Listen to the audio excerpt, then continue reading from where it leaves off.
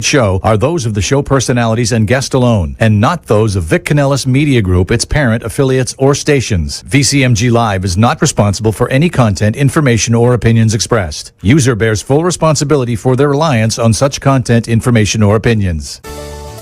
Amp2.tv presents You and Your Doctor, teaching you to live a longer and healthier life. Proudly sponsored by All County Healthcare, where people are the heart of our business. All County Healthcare is a Medicare certified agency where one call will service all your home care health needs. For more information, call 954-717-7027 or visit our website, allcountyhealthcare.com. Now, let's get informed to living a longer and healthier life. Here is your host for today's show. Welcome back to another episode of You and Your Doctor, sponsored by All County Healthcare. We are a certified home healthcare agency. We are servicing Miami-Dade, Broward, and Palm Beach County. You can reach us directly at 954-717-7027. I am your host, Louise Gomez, and welcome to the show, everybody. I'm excited to introduce everybody to Dr. Ryan Snelling. And he is a neurosurgeon right here at and also director of the stroke program at the Marcus Neuroscience Institute. Their phone number is 561-955-4600. Thank you so much for taking time out of your day to come on to the show, Yep. Dr. Snelling. We appreciate that. Happy to be here. Absolutely. Happy to have you. And so I always like to kind of get an idea of, different doctors' backgrounds. Sure. and kind of like, I always want to know, like, when was that moment that you realized you wanted to be a doctor? So where did you go to school, and when did that moment show up for you? I did my undergraduate training at Vanderbilt. Nice. I was in biomedical engineering as a major, and I chose to go to medical school because I thought of that as a natural transition and a way to bring some applicability from engineering or biomedical engineering to medicine. Went to medical school at, where I grew up in West Virginia. Oh, nice. And had some exposure to neurosurgery. I knew I wanted to be a surgeon of some sort, but once I got introduced to neurosurgery, I really understood that was A, the hardest training, and B, I was gonna say, it's the hardest training, which I was definitely that was definitely something for me. Because everyone's like, well, you can do this, you can do general surgery, or you can do that, but really nothing is more grueling than neurosurgery training. And I was like, oh, sign me up, sign me up for that one. Oh my God, you like the challenge. Yeah, so once I heard, and then, to see the kind of surgeries they did and what I got to experience as a medical student, I knew that was for me. Nice. And I was fortunate to get the opportunity to do my neurosurgery residency. Residency is the sort of specialty training you do after medical school. I did that and my fellowship at Jackson Memorial Hospital. Oh, nice. In the University of Miami. Jackson's one of the largest county hospitals in the country. So great experience. I'm sure. Phenomenal place to train. And then about 7 years ago, after I graduated, came up here to Boca Raton. So were you one of those little kids who liked to as a child, do all these little things with your hands and play with these Legos? Because it sounds like you were up for the challenge. I mean, I wish I could say, there's a lot of the stories of kids knowing when they're really young that they tell their parents, oh, I wanted to be a doctor, but that definitely wasn't me. I had no clue. Were you good with your hands, at least, is what I'm thinking?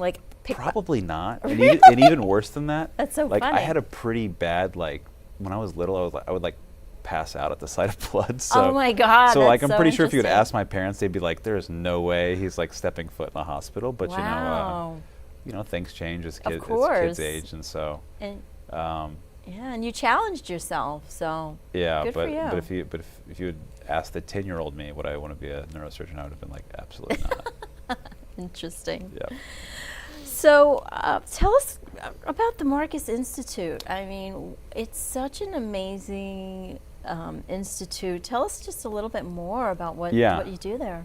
So, the Marcus Neuroscience Institute, named after Bernie and Billy Marcus. Bernie Marcus, one of the founders of Home Depot, made a large philanthropic gift, I think in 2014. Okay. And really his vision was to build one place where people could come for both clinical and hospital care for both neurology, all the neurosciences, neurology and neurosurgery, and have that housed all in one place. Wow.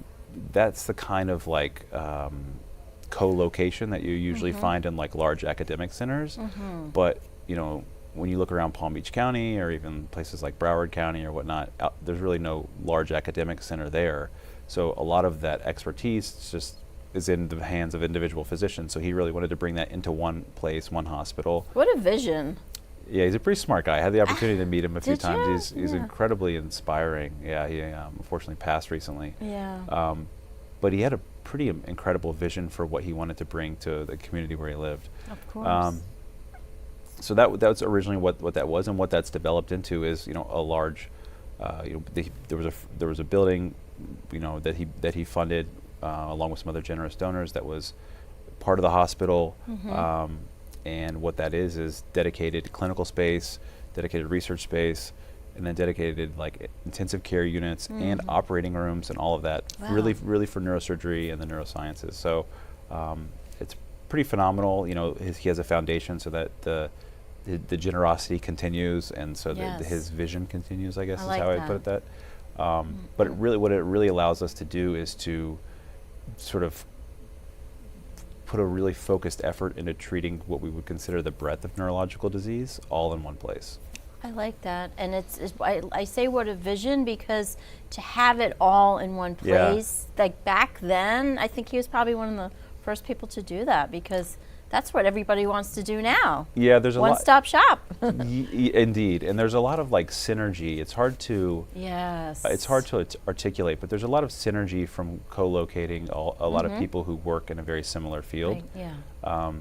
So the fact that there's, you know, 8 neurosurgeons, or, you know, there's more than 10 neurologists, and they're all sort of together, it really does end up having a lot of patient benefit. I believe that. For patients, everybody benefits. You as the doctor, they benefit, because I like that. Very, very amazing. So tell us, because I know you deal with, you're the director of the stroke program. So let's talk about, you know, what are the most common warning signs of a stroke that people often miss? If you want to share with us a little bit about that. Yeah, stroke's a pretty common. It's one of the most common and one of the most disabling diseases. It's a little different. You know, what I always try to compare it to is a heart attack. I think a lot of people have what they have seen on TV or what they know from the media about a heart attack. You know, crippling chest pain, left arm pain, and for a lot of people, they get an impending sense of like doom. They get some sort of sense that something really bad is happening to them. Really? And when you contrast that with a stroke, it's extremely different. What people can typically have are some localized symptoms, and I'll say this multiple times, is we try to use an acronym called Be Fast. Those symptoms could be problems with your balance, problems, that's B. E is for eyes, so blurry or double vision. F is for face, so like a facial droop.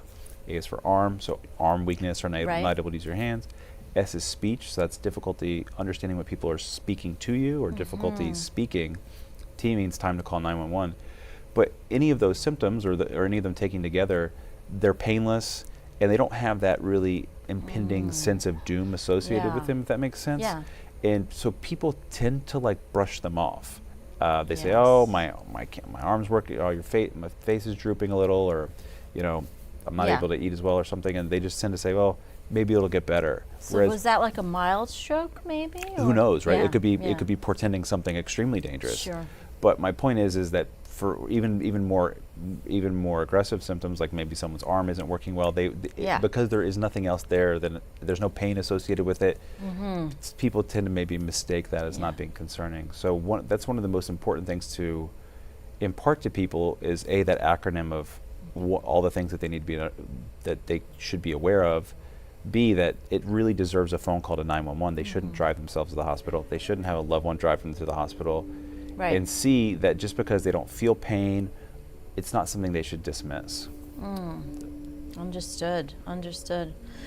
Let's discuss how important is time when it comes to stroke treatment, and what does time is brain really mean? It's pretty simple, you know. Stroke is a large umbrella term. It has a lot of different diseases that fall under that. But about 80% of stroke is the type of stroke where a clot comes from somewhere else in the body and it gets stuck in sort of one of the arteries of the brain. Oh. So if you think of the arteries of the brain like a tree, you know, the clot goes up there, goes into one of the branches, and it gets stuck. And all of the leaves or all of the downstream part of that don't get enough oxygen, they don't get enough blood flow. And if that's not sorted out quickly, that part of the brain will have irreversible damage, and that brain tissue will die. Yeah. Those cells will die, the neurons will die. So that's the most common type of stroke. And what we know is that, you know, every minute that a stroke happens, you know, there's billions or millions of neurons that are affected. So that's why time is critically important, is because these cells cannot survive very long without oxygen. And so unless something's done, unless that clot's broken up and that blood flow is restored, then that part of the brain tissue will have some sort of irreversible damage. So just curious, how is high blood pressure and stroke related? Is that the condition to stroke, or is everyone different? So again, stroke's kind of this generic word. You know, the type of stroke that's most common, what we call ischemic stroke, the clots that go and get stuck, you know, those can happen for a lot of different reasons. High blood pressure is certainly something that can predispose people to things that will cause stroke, but there are other things that can lead to that. And in general, the things that are bad for the arteries of your body are bad for the arteries that are brain. So the overlap between the risk factors for heart disease, a lot of those overlap with the risk for what we call cerebrovascular disease, which is the blood vessels of the brain. So certainly high blood pressure is one. In addition, people with untreated high blood pressure also are at risk of having bleeding in the brain. So there's a different type of stroke they can have. So certainly high blood pressures can cause problems in multiple different ways. I'm so curious, what is the difference between a stroke and an aneurysm? Again, they're all, so stroke, again, this big it's this big umbrella. Big umbrella of things. There's ischemic stroke, which is the clots that can happen. Right. And then the other 20% of stroke are some sort of bleeds in the brain. I see. Like we talked about, some of those are those that happen to people with high blood pressure, but a smaller subset of those are people that have brain aneurysms. And an aneurysm is just a weakening of an artery, a weakening of the wall of the artery. Very simply, it almost looks like a ballooning, you know, of an artery. Sort of like if you squeeze a balloon and it has like a little outpouching to it, and that wall is very weak, and it just really becomes a sort of a plumbing problem or a flow problem. Over time, the high pressure arterial blood will continue to sort of damage that weakened wall, and the aneurysms can rupture. So when that aneurysm ruptures, it causes bleeding in and around the brain, and that's a type of stroke. Again, very different from the stroke that can be caused by the clot that comes from the heart that can get stuck in the brain. Wow, there's a lot to so cover. many nuances, right, to that. So what are some of the latest advancements in interventional neuroradiology for acute stroke treatment? I'm sure you have the latest, so. So interventional neuroradiology, so that's most of what I do now. So as a neurosurgeon, most of what I do is I treat blood vessel disorders of the brain. A lot of neurosurgeons, you know, they can do things from spine surgery to brain tumors, but at least at the Marcus Neuroscience Institute, we tend to subspecialize, meaning most of my practice is dealing with blood vessel problems of the brain. We have surgeons who do spine surgery, we have surgeons who do brain tumors, but you know, a lot of great literature out there shows that people tend to do better when they deal with people who are what we call subspecialists. So that's most of my practice, and nowadays most of that practice is what we call like catheter-based or interventional neuroradiology, meaning I'm not doing so much brain surgery anymore for people with these stroke problems. Most of the work that I do to help people is with a catheter, meaning wow, how does that work? The arteries of the body are like a highway. So you get on I-95, either in the artery of the wrist or in the artery of the leg, and then you travel up to wherever you need to go, even up into the brain, and you can deal with brain aneurysms or other types of strokes that way. So in terms of that field, which is also called interventional neuroradiology, which is really just putting catheters up into the brain, a lot changed in 2015 in terms of how we treat people. Before that, if someone comes in and they can't talk and they're having trouble speaking and they can't move half their body and they have a large clot in one of the arteries of the brain, there's not much we did for them. Yeah. We maybe tried to give them some clot busting medication called TPA. Okay. Oftentimes that didn't work well. And We have a quick commercial no break. I worries. want to continue this conversation. We'll be Sure. right back, everybody.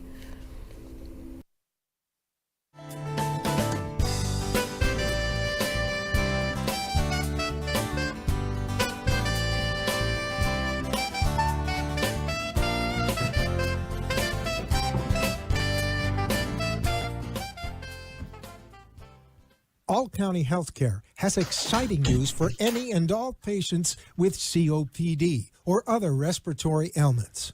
Listen to what renowned pulmonologist Dr. Keith Robinson has to say. Hello, I'm Dr. Keith Robinson, board-certified pulmonologist, medical director at Fusion Health Pulmonary Rehabilitation, and a board member with the American Lung Association of South Florida. We have exciting news for patients with COPD. We now offer IPV therapy at home, which has been demonstrated to improve airway clearance, decrease hospitalization, and improve quality of life of patients with COPD. Please call All County Healthcare for more information about this FDA-approved therapy.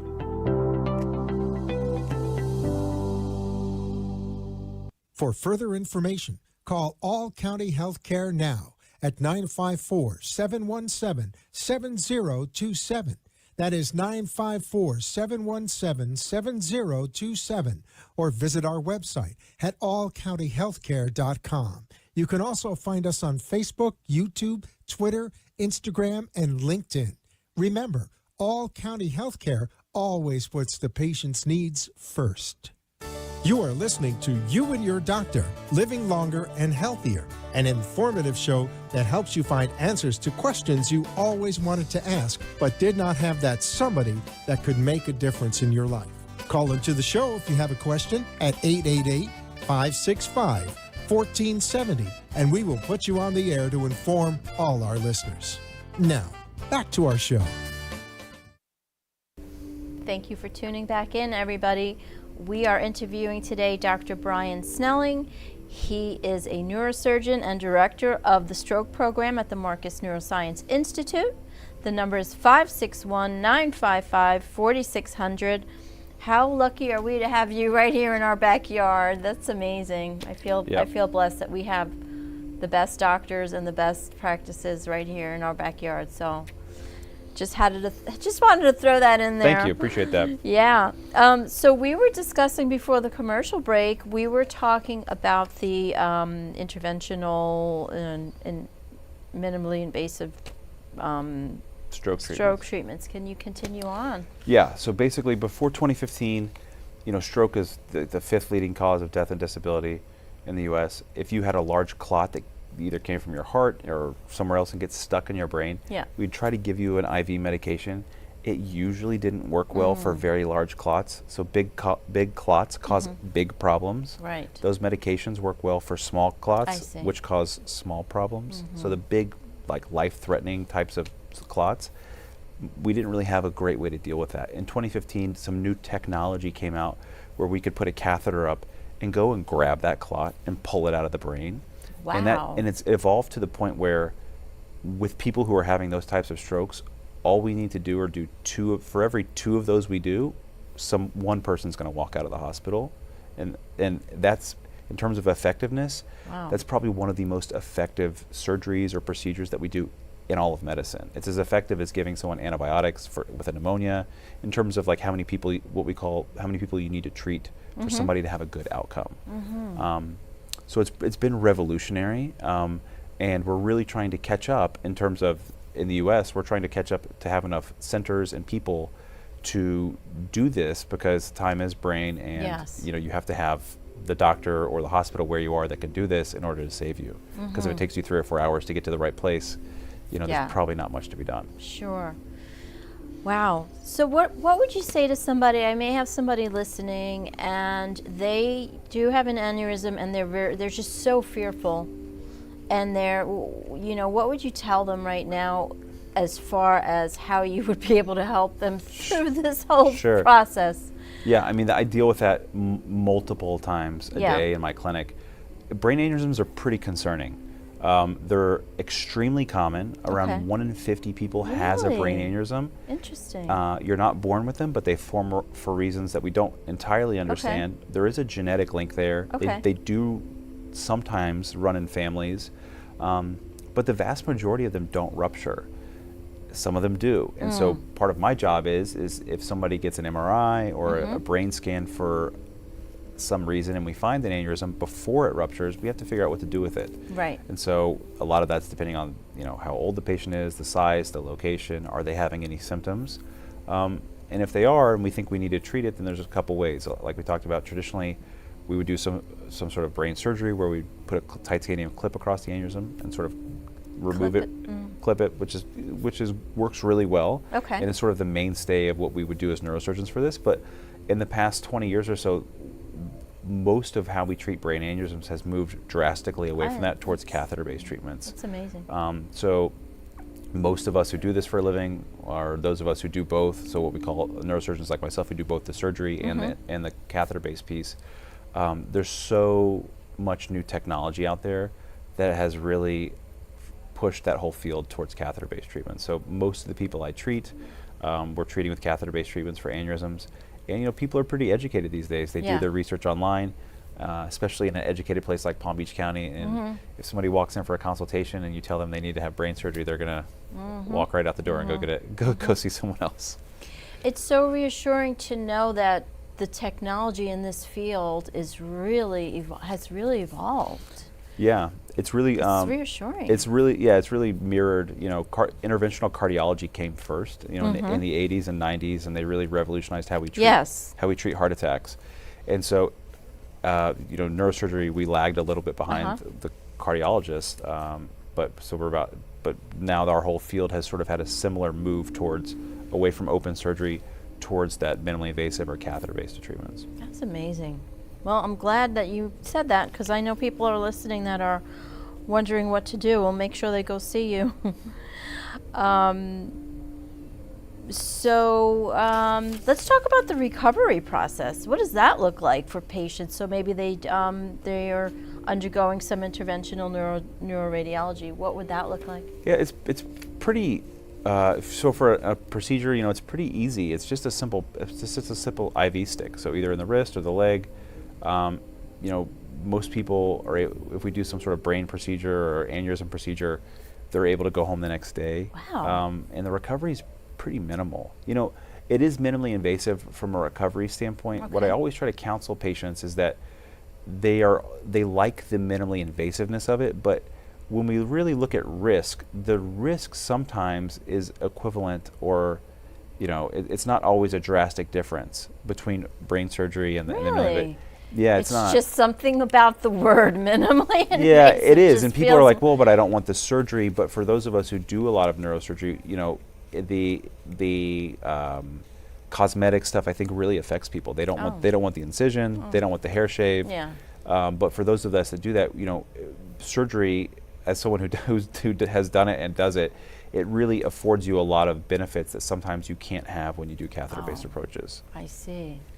And you would make that call, I guess. Absolutely. Obviously. Yes. So what I'm trying to say is that when I see people in the clinic, they're always like, "Oh, I do not want that," but sometimes that's the best thing for them. And what I wouldn't do for them is say, "Look, I'm going to commit you to to a procedure that has a higher chance of causing you a problem, just because it's less invasive." I hear you. That makes sense. Totally makes sense.